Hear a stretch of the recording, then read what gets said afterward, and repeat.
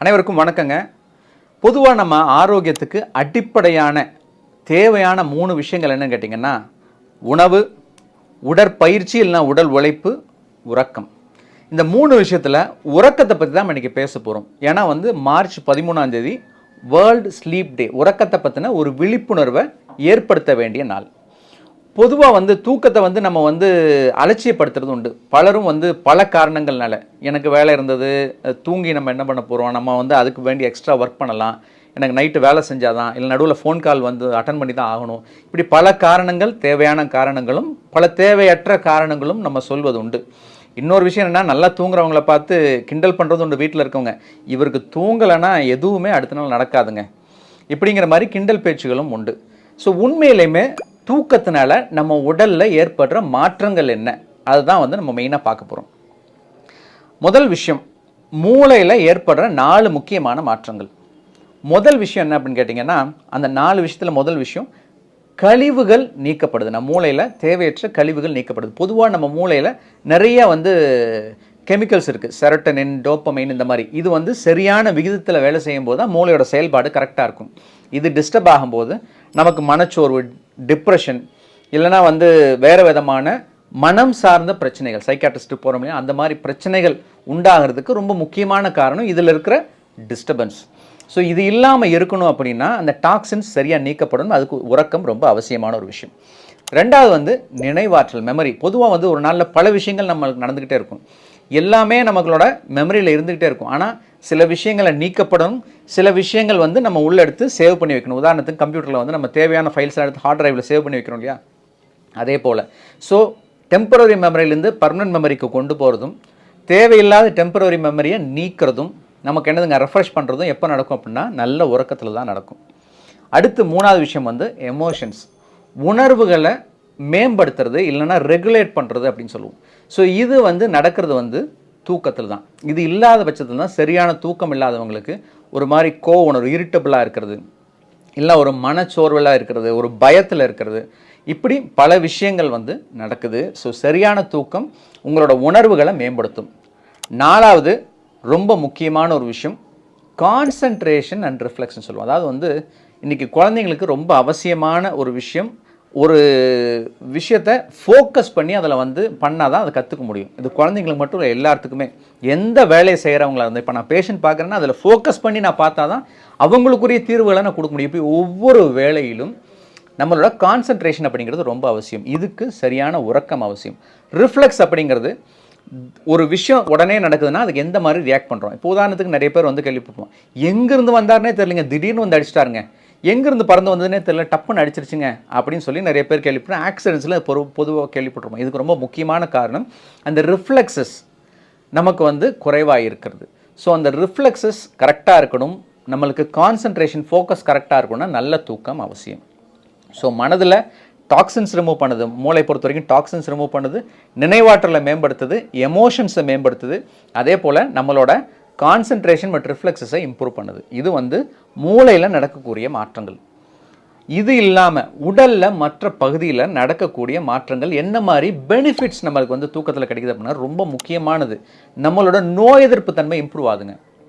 Immune system நல்லா வேலை செய்யணும், நோய் எதிர்ப்பு தன்மை நல்லா வேலை செய்யணும் அப்படின்னா நல்ல தூக்கம் அவசியம். இதனால தான் சரியான தூக்கம் இல்லாதவங்களுக்கு அடிக்கடி சளி, காய்ச்சல், இந்த மாதிரி தொந்தரவுகள் தொடர்ந்து வந்துக்கிட்டே இருக்கிறது ஒரு முக்கியமான காரணமாக இருக்குது. ரெண்டாவது பசியை குறைக்கக்கூடிய கிரெலின், லெப்டின், இந்த மாதிரி ஹார்மோன்ஸ் சுரக்கிறது எப்போன்னு பார்த்தீங்கன்னா இந்த தூக்கத்தில் தான் சுரக்குது. ஸோ இதனால தான் தூக்கம் கெடுறவங்களுக்கு பார்த்திங்கன்னா அதிகப்படியான பசி எடுக்குது. அதிகமாக அவங்க உணவை எடுத்துக்கிறதுனால பார்த்திங்கன்னா உடல் பருமன் உண்டாகுது. ஸோ வெயிட் மேனேஜ்மெண்ட்டுக்கு தூக்கம் ரொம்ப ரொம்ப அவசியம். தூங்குனா வெயிட் போடுதுன்னு கிடையாது, உண்மையிலுமே சரியான தூக்கம் இருந்ததுன்னா வெயிட் குறையும். அடுத்து 3வது விஷயம், நம்ம எல்லாத்தையுமே எல்லா ஒரு பொருளை வச்சுருக்கோம், ஒரு பில்டிங்கை வச்சுருக்கோம் அப்படின்னா அதுக்கு ரிப்பேர் அண்ட் மெயின்டெனன்ஸ் ரொம்ப அவசியம். ஸோ என்னென்னலாம் போயிருக்கோ அதெல்லாம் பார்த்து ரெடி பண்ணி மெயின்டைன் பண்ணி வைக்கிறது அவசியம். இந்த ரிப்பேர் அண்ட் மெயின்டெனன்ஸ் நம்ம உடம்புல எப்போ நடக்குது அப்படின்னு கேட்டிங்கன்னா ஒவ்வொரு செல்லையும் தூக்கத்தில் தான் நடக்குது. ஸோ கண்டிப்பாக ஒவ்வொரு நாளும் நடக்கக்கூடிய ஆக்டிவிட்டீஸில் ஏதோ ஒரு ப்ராப்ளம்ஸ் நமக்கு இயற்கையாக நடந்திருக்கலாம், இல்லை செயற்கையாக ஒரு சின்ன இன்ஜுரி ஆகிருக்கலாம். ஸோ அப்படி இருந்ததுன்னா அது சரியாகிறது எப்படின்னா தூக்கத்தில். இதனால தான் நிறைய டாக்டர்ஸ் இப்போ ஒரு உடம்பு சரியில்லைன்னு போனாங்க, இல்லை அடிபட்டுச்சுன்னு போனாங்கன்னா ஒரு வாரம் பெட் ரெஸ்ட் எடுங்க, 10 நாள் பெட் ரெஸ்ட் எடுங்கன்னு சொல்கிறதுக்கு ரொம்ப முக்கியமான காரணம்னா அந்த ஹீலிங் ப்ராசஸ்க்காக. ஆனால் இன்றைக்கி நாம் யாருமே ரெஸ்ட் எடுக்கிறதுக்கு தயாராக இல்லை. டாக்டர் எனக்கு ஒரு ஊசி போடுங்க, உடனே நான் வேலைக்கு போகணும், உடனே நான் மீட்டிங் அட்டன் பண்ணணும், உடனே நான் எக்ஸாம் போகணும், இப்படி தான் பலரும் இருக்காங்க. ஆனால் உண்மை என்னென்னா ஹீலிங்க்கு நம்ம வந்து சரியான அந்த ரெஸ்ட் கொடுக்குறது அப்படிங்கிறது ரொம்ப ரொம்ப அவசியமான ஒரு விஷயம். ஸோ 3வது ரிப்பேர் அண்ட் மெயின்டெனன்ஸ். 4வது இப்போ வாழ்க்கை முறை சார்ந்த வியாதிகள் நம்ம சொல்கிறது சுகரு, ப்ரெஷரு, ஹார்ட் ப்ராப்ளம், இது எல்லாமே நல்ல தூக்கம் இருக்கவங்களுக்கு உண்டாகாமல் இருக்குது பல காரணங்கள்னால. ஒன்று வந்து இப்போ நான் சொன்ன மாதிரி வெயிட் மேனேஜ்மெண்ட் நடக்குதுன்னு, இன்னொரு பக்கம் ஸ்ட்ரெஸ் ஹார்மோன்ஸோட அளவு குறையுது. இப்படி பல விஷயங்கள்னால இந்த மாதிரி sugar, pressure, cholesterol, heart problem இதெல்லாம் உண்டாகிறதுக்குரிய வாய்ப்பு நல்லா தூங்குறவங்களுக்கு குறைஞ்சிருக்கு. ஏன் மரணம் ஏற்படுறதோட வாய்ப்புகளே வந்து அவங்களுக்கு வந்து நல்ல தூக்கம் இருக்கிறவங்களுக்கு ரொம்ப ரொம்ப ரொம்ப கம்மியாக இருக்குன்னு பல ஆய்வுகளில் சொல்லியிருக்காங்க. அதை நான் பழைய வீடியோவில் கூட சொல்லியிருக்கேன். ஒரு லிங்க் வந்து நான் கீழே உங்களுக்கு வந்து கொடுக்குறேன். ஸோ பொதுவாக உடலில் ஏற்பட மாற்றங்கள் இம்யூன் சிஸ்டம் டெவலப் ஆகும். அடுத்தது பசியை குறைக்கும், வெயிட் அதனால் மேனேஜ் ஆகும். 3வது முக்கியமான விஷயம் ரிப்பேர் அண்ட் மெயின்டெனன்ஸ் வந்து நம்ம செல்ஸில் நடக்கும். ஸோ எந்த ஒரு அடிபட்டாலும் அது காயமானாலும் உள்காயம் சரியாகிறது நல்ல தூக்கத்தில் தான். அடுத்து 4வது சுகரு, ப்ரெஷர் இந்த மாதிரி விஷயங்கள் வந்து வராமல் தடுக்கப்படும். ஸோ இதனால தான் இந்த வருஷம் மார்ச் 13, 2026 வேர்ல்ட் ஸ்லீப் டேக்கு என்ன தீம் கொடுத்துருக்காங்கன்னா sleep well and live better. நல்ல தூக்கம் நல்ல வாழ்க்கையை தரும். ஸோ இந்த தூக்கத்தை வந்து மேனேஜ் பண்ணுறதுக்கு இல்லைனா கெடுக்கிறதுக்குரிய விஷயங்கள் பலதும் இருந்தாலும் சிம்பிளான ஒரு 4 விஷயம் மட்டும் சொல்கிறேன். ரொம்ப காம்ப்ளிகேட் பண்ணாமல் தினமும் நம்ம ஃபாலோ பண்ண வேண்டிய ஒரு 4 விஷயங்கள் நல்ல தூக்கத்துக்கு. முதல் விஷயம் வந்து சரியான உணவு, சரியான நேரம். அதாவது வந்து தூங்குறதுக்கு முன்னாடி ஹெவி மீல் நீங்கள் எடுத்துக்கிறது தவிர்க்கப்பட வேண்டிய ஒரு விஷயம். ஸோ உங்கள் தூக்கத்துக்கு முன்னாடி 2-3 மணி நேரத்துக்கு முன்னாடி தான் நீங்கள் ஏதாவது ஒரு ஹெவி மீல் எடுத்துக்கலாம். உடனே சாப்பிட்டுட்டு உடனே தூங்குறதை நிச்சயமாக அவாய்ட் பண்ணணும்.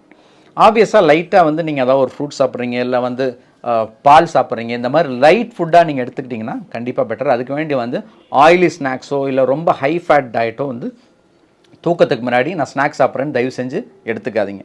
இது முதல் விஷயம். 2வது உடற்பயிற்சி அப்படிங்கிறது அவசியம். ஒரு நாளைக்கு அரை மணி நேரம்லேருந்து 1 மணி நேரம் வரைக்கும் சரியான உடற்பயிற்சி பண்ணுறதுங்கிற அவசியம். ஆனால் ஹெவி எக்ஸசைஸை தூங்குறதுக்கு முன்னாடி 2 மணி நேரத்துக்கு முன்னாடி கண்டிப்பாக வரைக்கும் ஹெவி எக்ஸசைஸ் பண்ணாதீங்க. ரொம்ப ஜிம் ஒர்க் அவுட்டோ இல்லை ரொம்ப ஹெவியாக ஓடுறதோ அந்த மாதிரி மைல்டு ஆக்டிவிட்டீஸ் கண்டிப்பாக நீங்கள் பண்ணலாம். ஒன்றும் பிரச்சனை. சாப்பிட்டோன்னே 10 நிமிஷம் 5 நிமிஷம் நடக்கிறீங்க, அதனாலலாம் ஒன்றும் பெரிய தவறு கிடையாது. ஆனால் ரன்னிங், ஜாகிங் இல்லைனா வந்து ஜிம் ஆக்டிவிட்டீஸ் இந்த மாதிரி ஹெவி எக்ஸசைஸ் எதுவுமே வந்து 2 மணி நேரத்துக்கு முன்னாடி வரைக்கும் பண்ணாதீங்க. அதுக்கு முன்னாடி நீங்கள் பண்ணிக்கலாம். ஆனால் தூங்குறதுக்கு 2 மணி நேரத்துக்கு முன்னாடி தயவு செஞ்சு பண்ணாதீங்க. 3வது ரொம்ப முக்கியமான விஷயம், இது எல்லாத்துக்கும் இருக்க பிரச்சனை, ஸ்க்ரீன் டைம். கண்டிப்பாக 1 மணி நேரத்துக்கு முன்னாடியாவது உங்களோட செல்ஃபோனு, டிவி இந்த மாதிரி விஷயங்கள் நிச்சயமாக அவாய்ட் பண்ணணும். ஏன்னா அந்த செல்ஃபோனு, டிவி இந்த மாதிரி விஷயங்கள் நம்ம பார்த்துக்கிட்டு இருக்கும் பொழுது நம்ம உடம்புல மூளையில் சுரக்கக்கூடிய மெலட்டனின் சுரக்கிறது குறையுது. மெலட்டனின் அப்படிங்கிறது வந்து தூக்கத்துக்கு ரொம்ப அவசியமான விஷயம். இப்போ மெலட்டனின் மாத்திரைகள்லாம் கூட வந்துருச்சு நம்ம தூக்கத்தை வந்து இம்ப்ரூவ் பண்ணுறதுக்காண்டி. ஸோ நிச்சயமாக வந்து என்னதுங்க, 1 மணி நேரத்துக்கு முன்னாடி நீங்கள் ஸ்க்ரீன் டைம் பார்க்குறது, சின்ன ஸ்க்ரீனாக இருந்தாலும் பெரிய ஸ்க்ரீனாக இருந்தாலும் அவாய்ட் பண்ணுறது ரொம்ப ரொம்ப அவசியமான ஒரு விஷயம். அடுத்து 4வது ரொம்ப முக்கியமான ஒரு விஷயம் ரீடிங். அதாவது புஸ்தகம் வாசிக்கிறதோ இல்லை வந்து ஏதோ ஒரு ஜேர்னல் வாசிக்கிறதோ வந்து அரை மணி நேரத்துக்கு முன்னாடி வரைக்கும் நீங்கள் பண்ணீங்க அப்படின்னா உங்களோட ஸ்லீப் குவாலிட்டி, உங்களோட தூக்கம் வந்து நல்ல தூக்கமாக இருக்குது, டிஸ்டர்பன்ஸ் இல்லாமல் இருக்குது. அதே போல் மூளையில் ஏற்படுற மாற்றங்களை நிறையா தவிர்க்குது அப்படிங்கிறது பல ஆய்வுகளில் சொல்லியிருக்காங்க. ஸோ அதனால் புத்தகம் வாசிக்கிறதோ, நல்ல புத்தகம் வாசிக்கிறதோ இல்லை வந்து நீங்கள் வந்து சாஃப்டான மியூசிக், பழைய பாடல்கள் கேட்குறதோ ஒரு அரை மணி நேரத்துக்கு முன்னாடி வரைக்கும் பண்ணிக்கலாம். கண்டிப்பாக அதையும் தூக்கத்து வரைக்கும் பண்ணக்கூடாது. அதையும் முடிஞ்ச அளவுக்கு மைல்ட் லைட்டில், ரீடிங் லைட்டு கொஞ்சம் மைல்டான லைட்டில் வச்சுக்கிறது ரொம்ப ரொம்ப நல்லது. ஸோ நல்ல தூக்கத்துக்கு அவசியமான 4 விஷயங்கள்: சரியான உணவு, சரியான நேரம், அடுத்து எக்ஸசைஸ் அவசியம், ஆனால் ஹெவி எக்ஸசைஸ் 2 மணி நேரத்துக்கு முன்னாடி வரைக்கும் பண்ணிக்கலாம், அதுக்கப்புறம் பண்ணக்கூடாது. தூக்கத்துக்கு 2 மணி நேரத்துக்கு முன்னாடி வரைக்கும் பண்ணிக்கலாம், அதுக்கு அப்புறம் பண்ணக்கூடாது. அடுத்து நீங்கள் ஸ்க்ரீன் டைமை கண்டிப்பாக 1 மணி நேரத்துக்கு முன்னாடி நிச்சயமாக அவாய்ட் பண்ணிக்கணும். படிக்கிறது நல்லது. வாசிப்பு அரை மணி நேரம் முன்னாடி வரைக்கும் நீங்கள் நிச்சயமாக பண்ணலாம். அது நல்ல பலன்களை கொடுக்கும். ஸோ ஆரோக்கியமான ஒரு வாழ்க்கைக்கு ஆரோக்கியமான உடல் அவசியம். ஆரோக்கியமான உடலுக்கு சரியான உறக்கம் அவசியம். இந்த உறக்கத்தை பற்றின விழிப்புணர்வு செய்தியை எல்லாத்துக்கும் கண்டிப்பாக சொல்லுவோம். 7 மணி நேரத்துலேருந்து 9 மணி நேரம் வரைக்கும் கண்டிப்பாக ஒரு அவசியம். தூக்கங்கிறது அவசியம். 7 மணி நேரம் நீங்கள் தூங்கினாலும் சரியான தூக்கமாக இருக்கணும். டிஸ்டர்பன்ஸ் இல்லாமல், நடுவில் செல்ஃபோன் இல்லாமல், நடுவில் வேறு எந்த விதமான உங்களது டிஸ்டர்பன்ஸ் எழுப்புறக்கூடிய காரணங்கள் எதுவுமே இல்லாமல் தூங்குறது ரொம்ப அவசியமான ஒரு விஷயம். ஸோ நிச்சயமாக இந்த பதிவு உங்களுக்கு பயனுள்ள தகவலை கொடுத்துருக்குன்னு நினைக்கிறேன். இன்னும் நம்ம சேனலை சப்ஸ்கிரைப் பண்ணாதவங்க சப்ஸ்கிரைப் பண்ணிக்கங்க. இது யாருக்காவது தேவைன்னு நினச்சிங்கன்னா நிச்சயமாக ஷேர் பண்ணுங்கள். நன்றி, வணக்கம்.